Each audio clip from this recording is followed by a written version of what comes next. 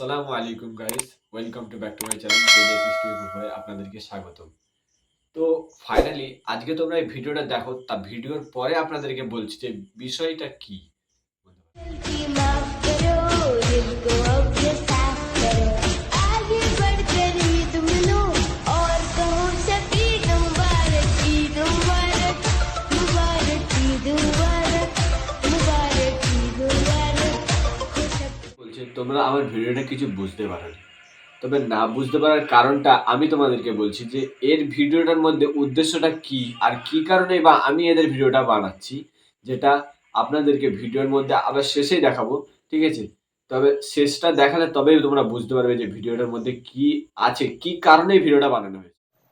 তো কারণ হলো এই জিনিসটা, যেটা মুসলমানদের ঘরে ঠাকুর কেন, এটাই হচ্ছে মেন এর উদ্দেশ্য। আজকের ভিডিওটা এই পর্যন্তই। যদি ভিডিওটি ভালো লেগে থাকে তাহলে চ্যানেলটিকে সাবস্ক্রাইব করে আমার পাশে থাকবেন।